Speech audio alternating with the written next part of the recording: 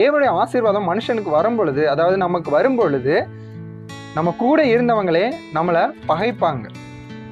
சவுலும் ஒரு கட்டத்துக்கு மேல கொலை செய்யணும் அப்படின்னு பார்க்குறான். ஆனா ஒவ்வொரு கட்டத்திலையும் தேவன் தாவீதை பாதுகாத்து கொண்டே வருகிறார். இன்னொன்று, தாவீது என்ன செஞ்சான் அப்படின்னா, சவுல் கொல்ல போறான்னு தெரிஞ்சுமே ஒரு சில சமயங்கள்ல சவுல் கிட்டக்க இருந்துமே சவுலை கொலை செய்ய நினைக்கல. மாறா அவன் தேவனுடைய மனுஷன், அதனால நம்ம கை போடக்கூடாதுன்னு சொல்லி அவன் தன்னோட வேலையை பார்த்து கொண்டு அவன் பாட்டுக்கு தான் இருக்கான். இன்னைக்கு நம்மளும் நம்மளை ஒரு சிலர் பகைக்கிறாங்க, நம்ம மேல வெறுப்பா இருக்கிறாங்க, நம்மளை ஏமாத்துறாங்க அப்படிங்கிறதுக்காக அவங்களுக்கு தீமை செய்யணும் அப்படிங்கிற இன்டென்ஷன்ல தள்ளப்படக்கூடாது. ஏன்னா ஒரு விதத்துல அதுவே தேவன் கிட்ட இருக்கிற உறவை பாதிப்புக்குள்ளாக கொண்டு போகணும். ஏன்னா நம்மளுடைய ஃபோக்கஸ் தேவன்கிட்ட வழி விலகி போயிடும். நீங்க சும்மா இருங்க, கர்த்தர் உங்களுக்காக யுத்தம் பண்ணுவார் அப்படின்னு வேதம் சொல்லி இருக்கிறதுல நீங்க வாட்டுக்கு இருந்துட்டு போங்க. நம்மளை பகைக்கிறவங்க, நம்மளை வெறுக்கிறவங்க எல்லாரும் நம்ம பட்சமா வரும்படியா தேவன் மாற்றுவார். இல்லாட்டினா அவனே முன்னெடுத்து பார்த்துக்குருவார்.